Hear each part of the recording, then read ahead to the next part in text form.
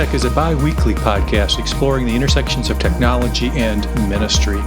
It is part of the podcast network sponsored by WELS, the Wisconsin Evangelical Lutheran Synod. Our show today is hosted by Martin Spriggs and Sally Draper.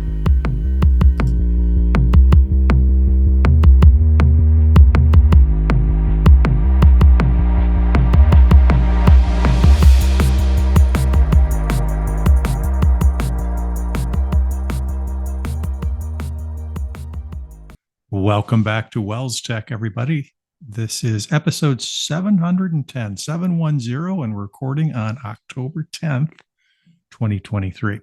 My name is Martin Spriggs, and this is a show about technology and ministry and where those two intersect. And I'm actually in the intersection of, I'm not even sure what streets we're on. Wheeler and Cross in North Mankato, Minnesota. And those of you that are viewing at home probably can guess that Sally and I are in the actual same room, same space, same time. This is not the magic of anything. I drove out to Minnesota and I'm sitting right next to Sally Draper. How are you, Sally? I am awesome. Happy to have you here. Very privileged that you made a trip this direction and that we get a few minutes to sit around the microphone together. It is. And we're sitting in Sally's living room. Mm-hmm. And the last time we did this, I think we were in the same spot. Yeah. Right? So this must be the background. But I'm in town, visit the good folks at Martin Luther College. I try and get out here at least once a year and meet with them. Met with the Technology Advisory Committee this afternoon, and I'll meet with some other folks tomorrow and get lunch with Bob Martins and the crew. So I always look forward to that, and then drive back tonight. So how are you? I'm good. I am happy that we have this chance to sit down together. It's been a crazy year, and it's only getting better and better as I go. So I dressed up for you because it's really fall here in Minnesota. I don't know if you noticed, but the cold weather has arrived. You've got sun here. I left cloudy skies in Wisconsin. But it was a nice drive over. I was surprised that the colors were not out as much as I thought they would be. Maybe a little bit more in this area than they were in Wisconsin, but it's one of my favorite times of year. Mm-hmm. It's very nice when that temperature finally takes a little bit of a drop. Right. It means camping season is over, unfortunately, but that'll come back too. Trade-offs. So, yep. Sally, one thing that I struggle with on a fairly regular basis, and that's kind of what led us to our show topic today, is trying to find the magic to-do system. We both have a lot to do, and we need to track those activities. And I've got some pretty rigorous requirements for my to-do system, and I really haven't found one yet that I can say, yeah, this is the one. So I thought we'd maybe have a show on it, ask you what you do, talk through my journey. This comes up usually anytime I talk about productivity with anybody. That's kind of that along with the calendar, really important piece. And supposedly technology can help us with that. Yeah. And I got all kinds of technology, watches and phones and everything. Everything wants to tell you what to do. Right. Even those special personal assistants that are always listening. Exactly. So I thought maybe we'd approach it a little bit more methodically, talk about what it should do, what it shouldn't do, some of the digital solutions, maybe some of the analog ways we've tried to attack a to-do system.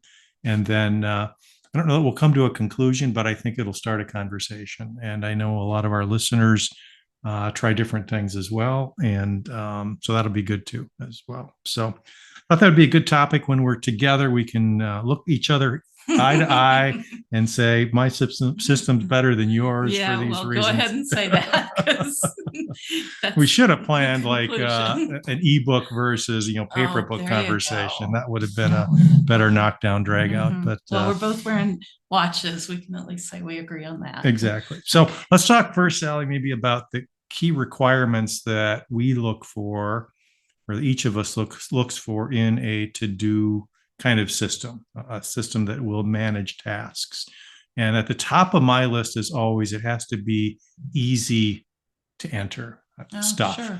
It can't stand in the way of me writing something down or getting something into the system. So There can't be any friction. It's got to be with me. It's got to be easy to jot down, because sometimes, many times, the task that you're jotting down is in the midst of a meeting or a conversation, or you're at a point where you can't drop everything, get to your computer even, and write that down. So that would be number one for me. And I probably would agree. I usually, just thinking about as things come in that I need attention to, I find one place to write it. And I almost always have my phone with me. So that kind of has to fit well with my phone and some app or something that I have there. Yep, that was on my list too. Multiple platforms There needs you to be go. where I am. So it can't be just a computer thing, because that's not always open in front of me. So it needs to be on the phone or on my person, at some point in some way. So that would be another requirement. One thing that kind of drove me away from a couple things that I've tried recently is it needs to have a good reminder system. So it needs to be able to be set so it prompts me at the appropriate time. So I teach an online class for high schoolers, and I just came back from a conference, and I had to tell myself it's important for me to remember to open up this week's class for them. It's a Moodle course. It's an online course. And lo and behold, I get an email from one of my students a day later saying, "Hey, professor, I can't see the course." And my reminder system, through no fault of its own, didn't remind me because I didn't set it up right. So I need to be told at the appropriate time that things need to happen at a particular time in a particular order. So it needs to have a good reminder tool. So one thing that it also needs to do is allow recurring reminders. So there's some things that we all do week after week or month after month, whether that's change the furnace filter or take out the trash or open up the next week's course or whatever it is. Some things that we do on a regular basis that we needs to be in the system so that we don't have to try and remember it ourselves. Very true. And that could get really redundant if you always have to put those in each time. So knowing that you've put it somewhere safe and that it's going to remember those things for you is very important. Yep. I see your next point, Martin, because I'm doing the cheat notes here, but I totally agree with you on this one. So I'm going to jump in here and say having some connection to email. And I'm not sure exactly what you mean by the notes you have here, but I like to be able to take my email and turn it into something in a digital format, keep it in that digital format, get it in the right place so I get the to-do item on my list. Yeah, because that's exactly what I meant there, because a lot of times a task starts with an email, and you always want to be able to reference that original email, because oftentimes it'll have appropriate attachments to complete the task. And sometimes you just need kind of the history, because that threaded discussion sometimes that's in an email is really vital to completing that task. So yeah, and some are better at that than others. Usually within ecosystems, it works pretty well. So I spend a lot of my time in Outlook, and one of the tools that I use for to-dos, at least recently, is Microsoft To-dos, and that's a very integrated way. You just click a button, and voila, it pops over there with the attachment with all the text. And then if I want to pull up the original email, it lets you do that too. Gmail and Google Tasks kind of do the same thing. Yeah. Sometimes it's a little bit harder to wedge in there.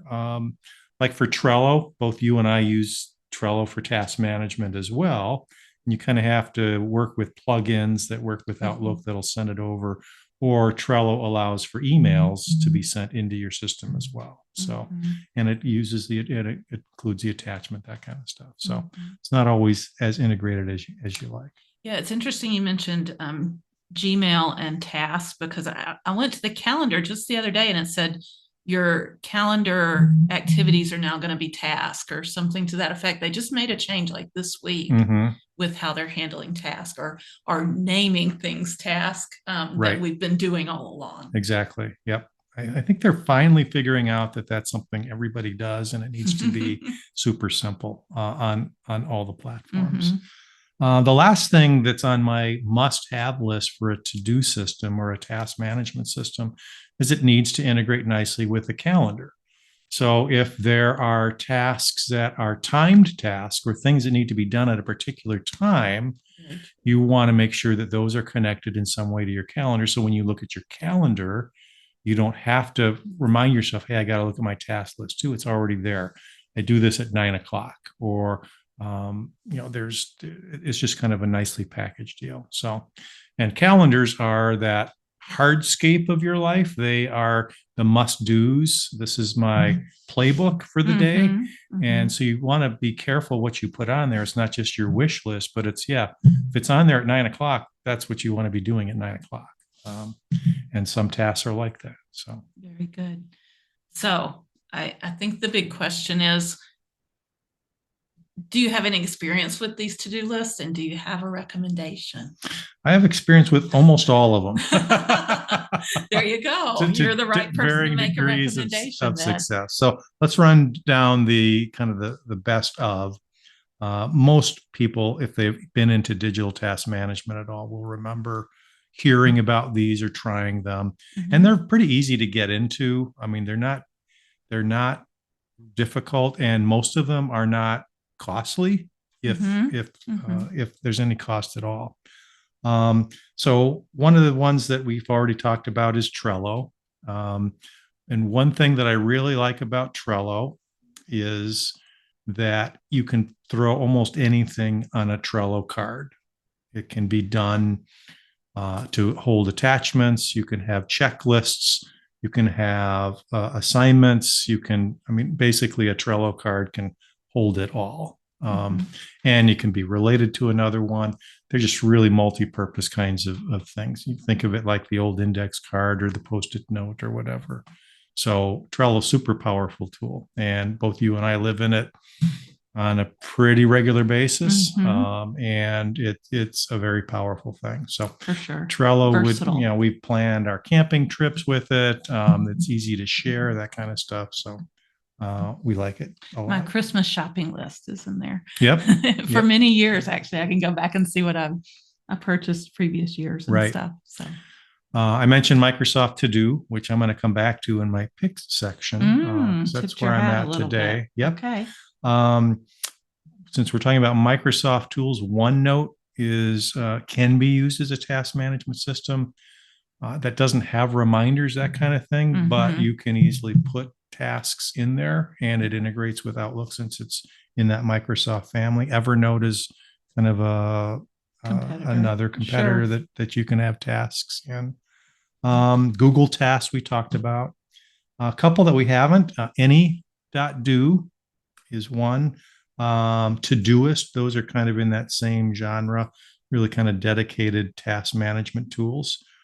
For those in the Mac side, OmniFocus, Mac only. Things is Mac only or iOS only. So those are for the Mac enthusiasts. One that I keep running across a lot lately is called TickTick. It's become real popular in the last year or so. I have not tried that one, but I hear a lot of good things about it. And one from ages ago, Remember the Milk. That's still around. I looked it up. So very available. Good. So those are kind of the big hitters on the digital options one. But on the analog side, there are definitely people who fall into that camp as well. They're just not into I need to get this in my phone or my computer, just like plain old paper. One that we've talked about a lot is bullet journaling. Yeah, definitely a big group of people behind the bullet journal movement.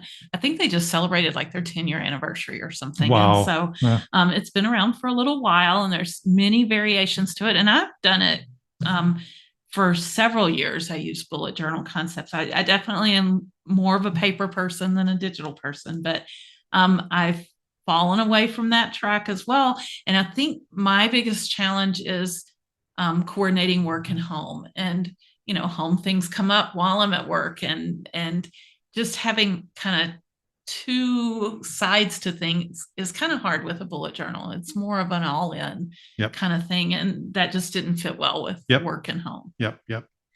Day planner is another one, day Sure. timers, Mhm. there's all kinds of systems out there. You go to your bookstore, these Mhm. days, and you can find all that stuff too. Maybe one thing that we should talk about is that mix of work and personal life.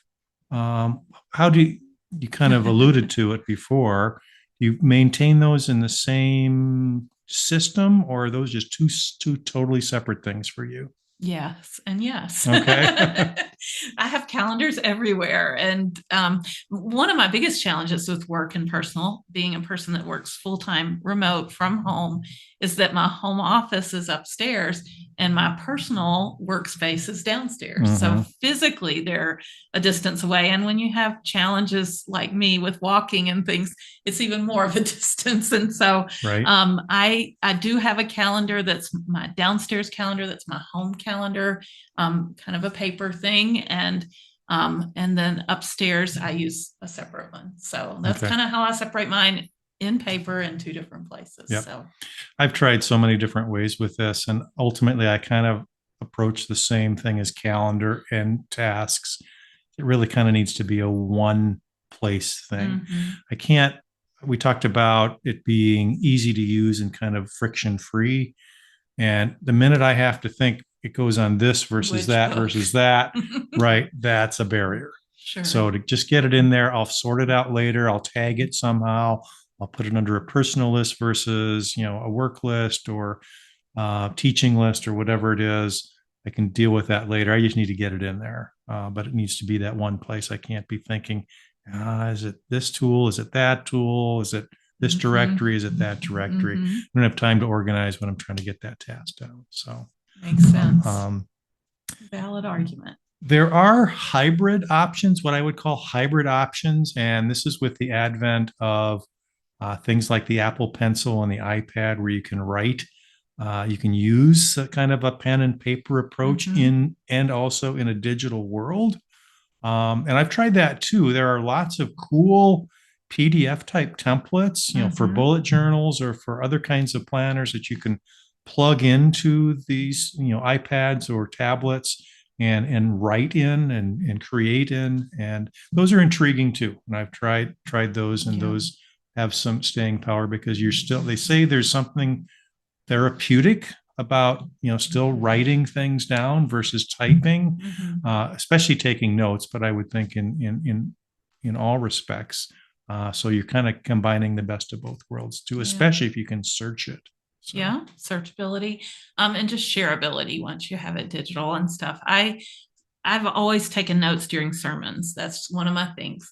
And when my sons started going off to college, I wanted to send them sermon notes and things, especially when it wasn't so easy for them to get into church or whatever.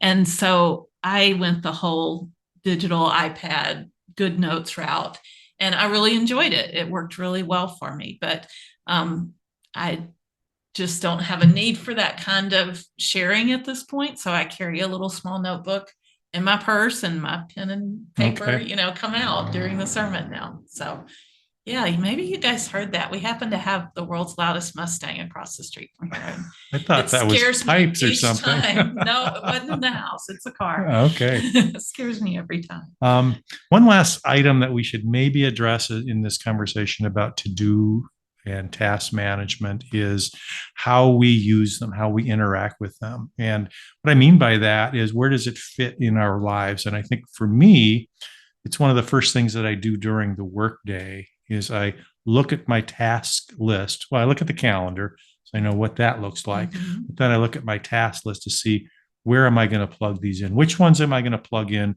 How am I going to prioritize them, and where they fit against each other? Does one have to happen before another? Does one need to happen before a particular meeting that day? Those kind of things are decisions that I need to make. And so that happens each day. And then each week, I do kind of a weekly review. So I kind of look at my task list, make sure it's still accurate, or if there's something that needs to go away or has become less important or not needed, you'll clean that up. Or what more often times than not happens is I'll look at my week, I'll look at the previous meetings during the week, and what came out of those meetings might suggest other tasks that aren't in the system. I'm not always as diligent as I'd like to be right after the meeting to note the tasks, but if I've taken decent notes, then I can go back at the end of the week, which is when I do the weekly review, and say, oh, that came out of that meeting, that needs to get on this list. You know, you said something there. If I take decent notes, I'm a writer, but I always look back at those notes and go, what were we saying when I wrote this down? I really struggle to always capture exactly. I like to take notes in the moment, but it's challenging. Yep. For sure. The last thing maybe that comes to my mind in this whole, task management discussion is what I call the waiting for category. Sometimes there are tasks that are sitting there that you can't accomplish because you are waiting for something else to be done, usually by somebody else. Somebody needs to respond to an email or respond to a voicemail or get you a document or do another task that it is dependent, that your task is dependent on. So that's something that you want to track, or at least I try and track in my task management system too. What am I waiting on? Where is this task? Is it in a waiting for status, or is it on me and somebody else maybe is waiting on me to complete that task? So I find that kind of a game changer as far as how I interact with other people and how I look at a task. Is this something I can be doing right now, or am I waiting on somebody else to do something? Okay. Well, WELSTech World wants to hear how it's going. I'm going to work hard to catch up with you a little bit.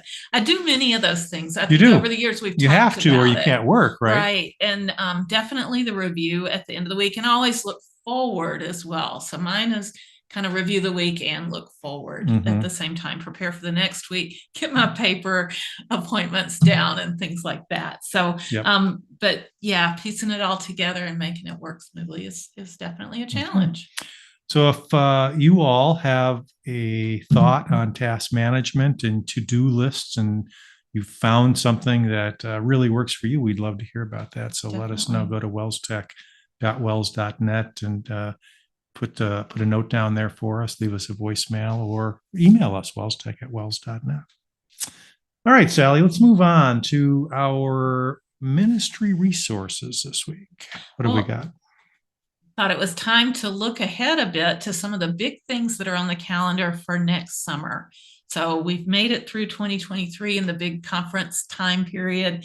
And now maybe just to mark on your calendars and whet your appetite for some of the events coming up next summer. So starting at the end of June, the youth rally is going to be held out at Colorado State University in Fort Collins, Colorado. It's been a while since they've been out to Colorado for the youth rally, and it's going to be June 25th through 28th.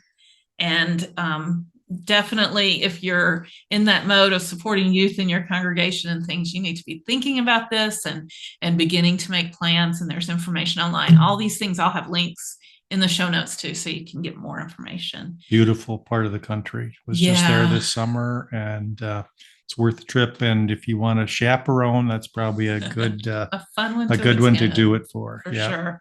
Yeah, our son did a summer stint in Fort Collins for a couple of years during his years at MLC, and we made it out there as well. Really pretty. That same week, June 27th through 30th, that's always the LWMS conference, our convention week. And this year's convention, I believe it'll be their 61st, is going to be held in Sioux Falls, South Dakota. So another beautiful place here, and definitely a pretty place. So if you need to be at that event and learn all about WELS missions and ways to support our missionaries, both home missions and world missions, mark your calendars, June 27th through 30th. Speaking of LWMS and women's events, there's also a different women's event. Women's Ministry Convention or Conference is coming up at the end of July 28th through 30th. And this time, they're not going to be at Luther Prep, which has been their location for the last few. Apparently, it's growing and more women are becoming involved in attending the event. So they have moved to Ingleside in Pewaukee, Wisconsin. And so again, July 28th through 30th, Women's Ministry Conference. And following that immediately, starting on July 30th through August 2nd, would be the National Worship Conference. And for those involved in worship and music, this is the crowning event, I think, that everybody talks about. Mhm. And I think they set it up this way that you could come for women's ministry and go right down the street to Carthage College in Kenosha, Wisconsin, still right there in the Milwaukee area, and attend the National Worship Conference. And yeah, we have a visitor to WELSTech. My cat wants to get in on the podcast, apparently. So anyway, 4 great events next summer: Youth Rally, LWMS, Women's Ministry, and National Worship Conference, all coming up next summer. And check out WELSTech for links to information. All within about 5 weeks of each other. Yeah, So a busy summer. Yeah, for sure. All right, let's move on to our picks of the week. And now it's my time to share my screen. So give me just a second to click the magic buttons. And I will tell you that my pick of the week is an Amazon purchase I made. And interestingly, as I went through different health things, I found that I needed a seat cushion.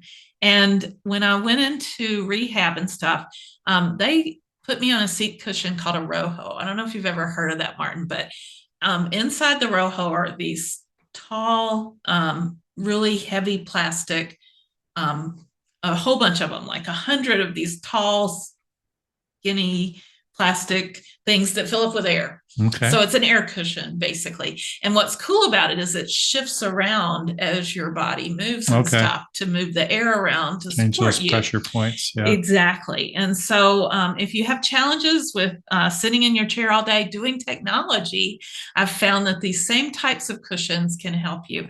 And the one I bought wasn't a Roho. They're like $500 for what I used in the hospital. I was really surprised.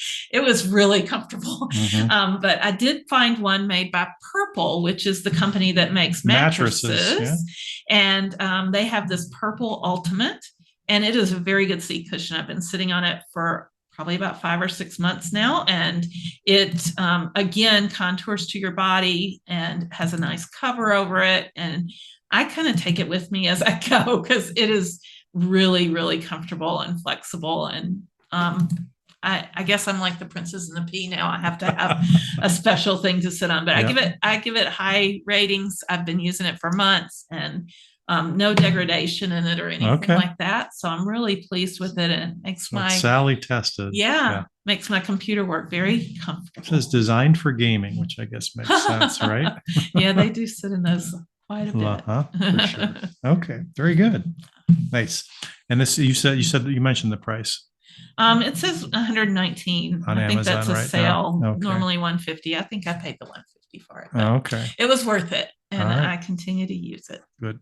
Good. I've got one too. I don't use it all the time. I've got an X chair. I bought that during the pandemic. It was kind of a treat to myself. But before that, when I had kind of a regular old office chair, I had one of those cushions. It wasn't this, but it certainly helps. Yeah, it does when you're sitting there all day.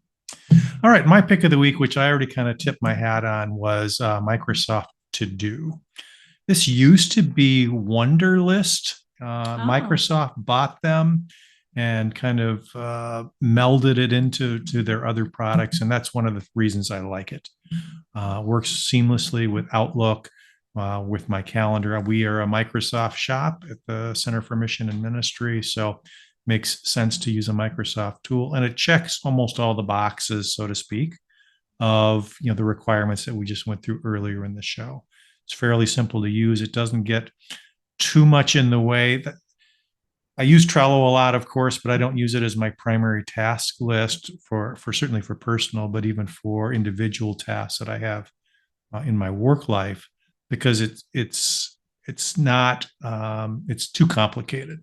There's too many things. There's too many buttons. There's too many taps to get to just entering a task. And that's where Microsoft ToDo makes it super easy. You can have it right alongside your inbox. You can throw emails into it. You can attach them to calendar events, those kinds of things. And I think that's what's appealing to me. And it is free. So if you have a Microsoft account, and if you want things stored in the cloud, multi-platform works great on iPhones, Android phones, tablets, PCs, Macs.